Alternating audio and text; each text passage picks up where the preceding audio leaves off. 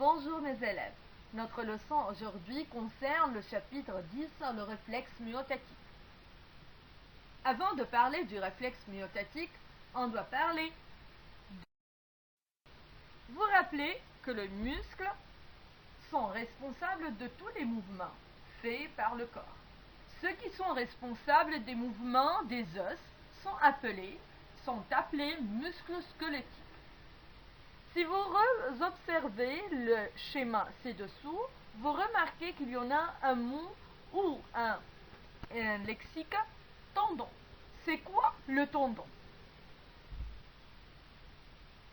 Chacun d'eux, c'est-à-dire des muscles, est relié à deux os de ces deux extrémités par des tendons.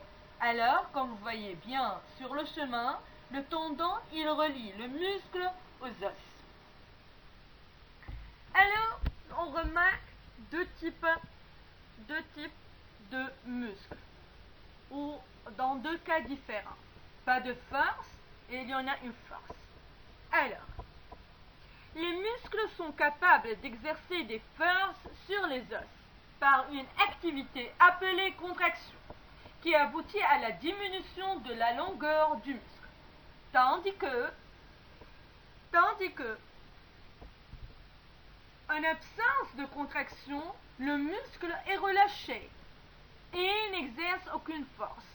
Et la longueur de ce muscle-là diminue.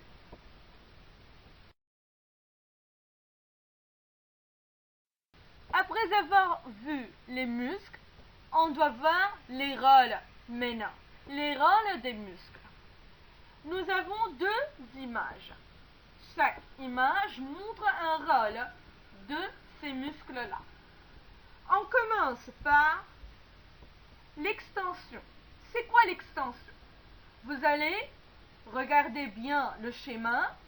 Quand un muscle se contracte, il peut mouvoir l'un des deux os qui sont reliés. Si ce mouvement est une extension d'une partie du corps, le muscle est dit extenseur. Pourquoi? Car dans ce cas-là, le muscle opposé se relâche pour permettre l'extension de se réaliser. Regardez comment. Regardez. Alors, nous avons le biceps qui se relâche et le triceps, c'est le muscle. Biceps, c'est le muscle biceps du bras, de l'avant-bras, et qui va se relâcher. Mais d'autre part, l'autre muscle qui se trouve en arrière, qui s'appelle triceps, va se contracter. Lorsqu'elle se contracte, pour faire le mouvement qui s'appelle extension, on appelle ce muscle-là extenseur. Tandis que l'autre part, allons-y voir qu'est-ce qui va se passer. À l'opposé, si le mouvement réalisé est une flexion d'une partie du corps, regardez comment. C'est la flexion. Alors, je tire ma main. C'est une flexion d'une partie du corps. Le muscle est dit fléchisseur. Dans ce cas, le muscle opposé se relâche pour permettre à la flexion de se réaliser. Je peux parler de réflexe myotatique.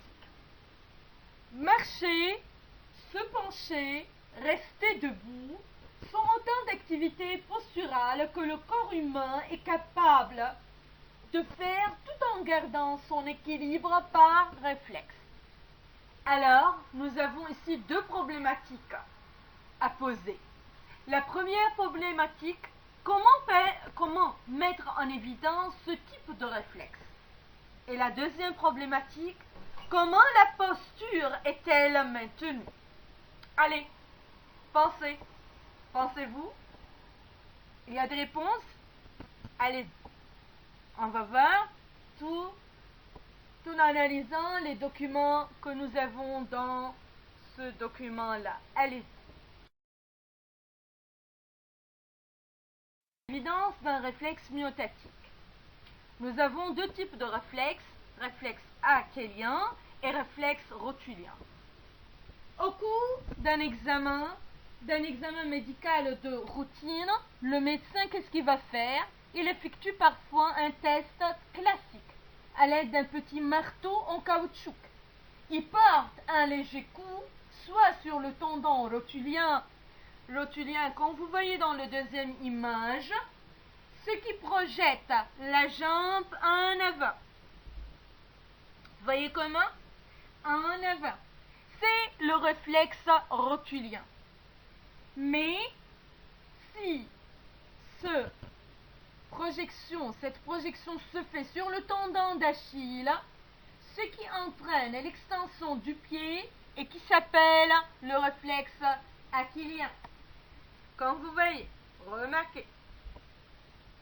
Alors, ce qui permet le pied de faire en arrière, c'est l'extension du pied.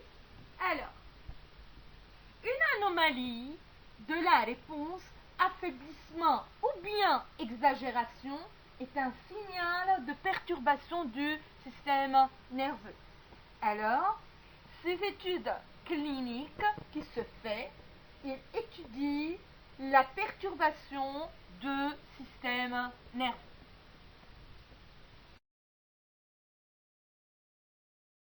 Études cliniques pour répondre à deux questions qui se trouvent au-dessus. Allons-y voir. En éliminant les expériences ou les études cliniques. La dégénérescence de certaines structures incluses dans le muscle, les fusions neuromusculaires. Tout d'abord, quand je parle de réflexe myotatique, le mot myo c'est muscle. Alors, les fusions neuromusculaires, c'est-à-dire elles joignent le muscle et le neurone, le système nerveux, en même temps. On verra cela dans le document suivant. Du triceps sural, déjà vu, dans la flexion et dans la contraction. Flexion et extension. Fait disparaître le réflexe achillien. Par contre, ce muscle continue à se contracter volontairement et le pied s'étend et se fléchit. D'autre part, une lésion du nerf sciatique fait disparaître le réflexe achillien. Encore, une lésion de la moelle épinière dans la région lombosacrée, là où le nerf sciatique prend naissance, fait disparaître le réflexe achillien. Alors, après avoir lu ces trois études cliniques, on va répondre à ces deux questions qui se trouvent, comme d'habitude, on va répondre à ces deux questions. La première question, interpréter les résultats des observations cliniques. On n'oublie pas que interpréter, c'est un verbe qui demande deux choses. Analyser et donner une signification à la fin. Alors, l'analyse me demande de commencer par les résultats. Alors, les résultats qui se trouvent dans la première étude, c'est la disparition du réflexe achillien. Alors, je commence maintenant mon analyse. La disparition du réflexe achillien a eu lieu lors de la dégénérescence de certaines structures incluses dans le muscle, les fusions neuromusculaires du triceps sural. Par contre, ce muscle continue à se contracter volontairement et le pied s'étend et se fléchit. Alors que une disparition, on peut dire maintenant de même que pourquoi? Car on a le même résultat. Alors, la disparition du réflexe achillien lors d'une lésion du nerf sciatique et de même pour une lésion de la moelle épinière dans la région lombosacrée où le nerf sciatique prend naissance. Alors, qu'est-ce que je peux donner comme signification après avoir fait l'analyse? La signification que je peux faire, je peux mettre ici, cela signifie que le réflexe achillien nécessite la présence. Pourquoi la présence? La présence de muscles du nerf sciatique et de la moelle épinière. Comme ça, on a terminé la première question. Maintenant, je veux commenter un peu sur la signification qu'on a obtenue. Nous avons déjà vu avant que lorsqu'une fonction se passe, disparaître, alors celui qui était éliminé, il convient dans cette fonction, n'est-ce pas? Alors, n'oubliez pas cela. Donc, la signification c'était le réflexe aquilien demande ou bien nécessite la présence de trois éléments très essentiels, le muscle, le nerf sciatique et la moelle épinière. Encore, on peut tourner par une autre question qui demande la même réponse, c'est dégager. Au lieu de faire l'analyse de la signification, dégager. C'est-à-dire relever après avoir donné. Après avoir donné quoi? Après avoir donné l'analyse. L'analyse se trouve dans votre tête, hein? C'est pas sur la feuille. Dégager les éléments impliqués dans un réflexe aquilien. Tout facilement, j'écris les éléments impliqués dans un réflexe aquilien. Nous avons déjà vu le muscle, la moelle épinière et le nerf sciatique.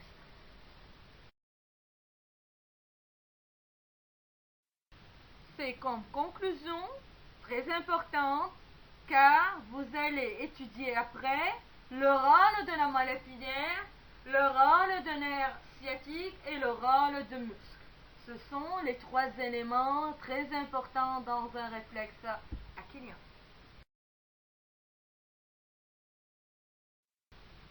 Maintenant, on passe à l'étude expérimentale. Qu'est-ce qu'il a fait M. Sherrington? Alors, en 1913, Sherrington chercha à étudier l'influence de l'étirement. L'étirement, c'est-à-dire le muscle, comme vous savez, le muscle, il est formé de fibres musculaires. Il prend ce muscle et commence à tirer ce muscle-là par le tendon qui se trouve en haut. D'un muscle à étudier l'influence de l'étirement d'un muscle sur sa contraction. Il utilise le dispositif schématisé dans le document B, comme vous voyez devant vous. Alors, il utilise un chat dont il isole la moelle épinière de l'encéphale en la section au niveau du bulbe rachidien. Alors, on appelle cet animal, dans ce cas-là, animal spinal. Ce lexique est très important à bien prendre. Ok, à bien prendre. Animal spinal, c'est quoi? Animal spinal, un animal a eu un isolement de la moelle épinière de l'encéphale. Comment? En la sectionnant au niveau du bulbe rachidien. Nous avons vu bulbe rachidien dans la structure du système nerveux. Alors, il place l'animal sur une table, comme vous voyez dans le document B, à laquelle il fixe solidement un des fémurs. Fémur, c'est l'os. Ok? C'est l'os. Il sectionne le tendon inférieur du muscle quadriceps. Quadriceps, c'est muscle du genre, tout en conservant son innervation. C'est-à-dire, on ne touche pas les nerfs. Hein?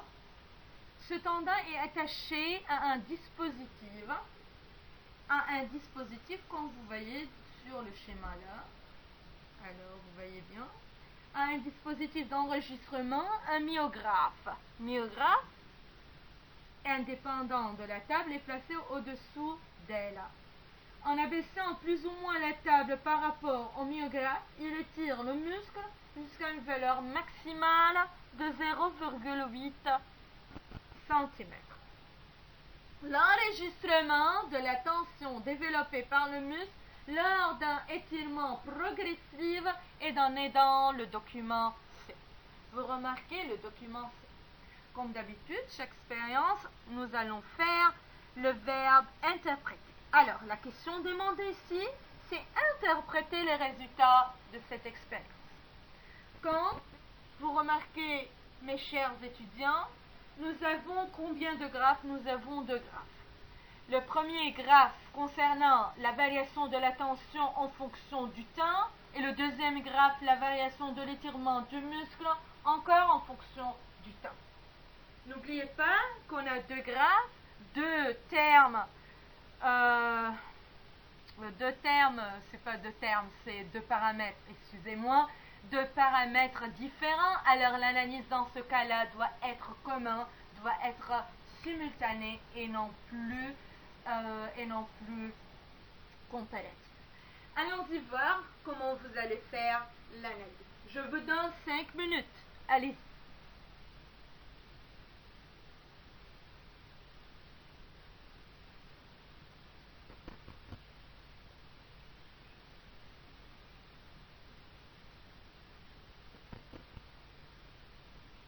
Allez, vous avez fait? Avant l'étirement du muscle, 0 cm, vous le gardez 0 cm, ok? C'est l'étirement du muscle, alors le deuxième graphe.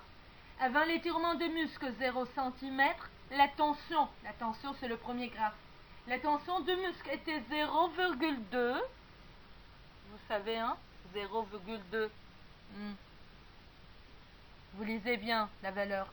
0,2 kg. Cette tension, qu'est-ce qu'elle va faire? Elle va augmenter. Augmente progressivement jusqu'à un maximum. Il y en a un maximum de 2,8 kg. Autant combien? Autant 1,2 secondes suite à l'étirement de quoi? Suite, c'est-à-dire simultané. Suite à l'étirement de 0,8 cm.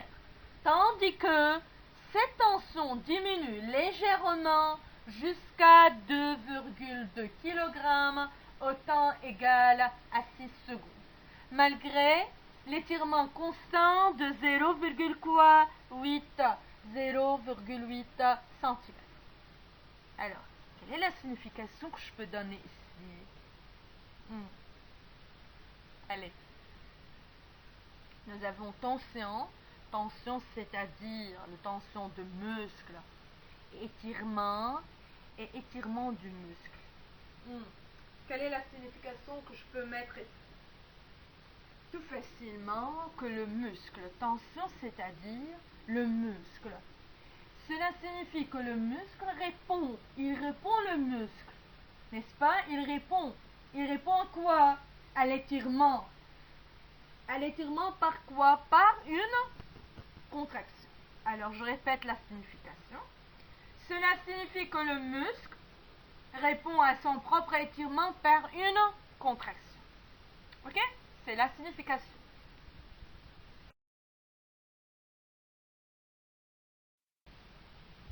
La motricité posturale. La gravité tend à faire basculer la tête en avant. En avant. Expliquez comment le corps corrige cet effet. C'est une question très importante. Mais avant de répondre sur cette question-là, je veux vous expliquer un peu l'image qui se trouve ici. C'est le document D. Principaux muscles antigravitaires en rouge foncé impliqués dans le maintien de la posture.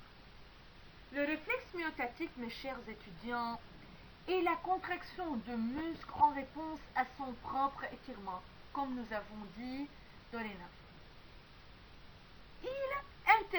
Son rôle, il intervient dans le maintien de quoi? Dans le maintien de la posture. La session debout, tous, lorsqu'on est debout, et cette position d'équilibre résulte de quoi? Résulte de la contraction des muscles extenseurs. Extenseurs, c'est-à-dire qu'on ne plie pas la jambe, ni la main, ni la extension. Est une position d'équilibre résultant de la contraction de muscles extenseurs qui s'oppose à quoi? À l'effondrement du corps sous l'action de la pesanteur, c'est-à-dire de ne pas tomber par terre. Ok? Toute modification de la position du corps dans l'espace provoque l'étirement de muscles extenseurs et par conséquent, leur contraction permet ainsi la correction de la position du corps et le maintien de son équilibre. Alors, si nous avons des muscles fléchisseurs pour se plier un peu la tête, d'autre part, nous avons les muscles de la nuque extenseurs de la tête. Si les muscles abdominaux fléchisseurs du tronc, nous avons les muscles du dos extenseurs du tronc. Vous voyez comment? Lorsque un muscle va se plier pour nous faire tomber par terre, il y en a d'autre part les muscles extenseurs qui vont provoquer quoi?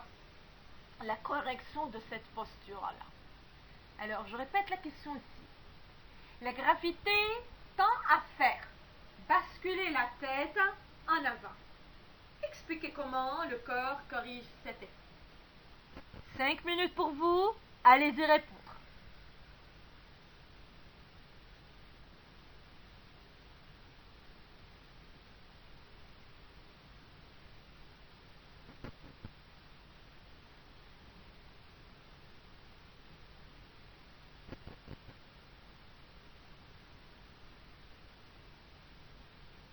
Oh, vous avez la réponse? Vous avez la réponse?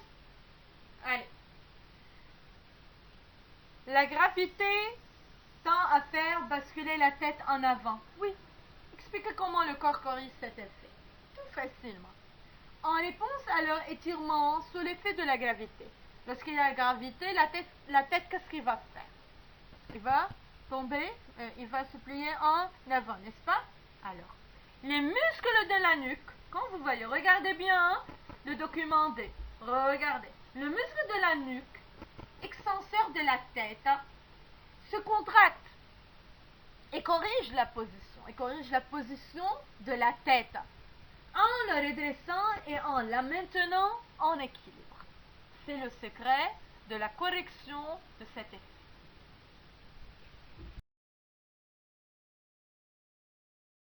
Le réflexe myotatique déclenche une contraction d'un muscle en réponse à son propre étirement.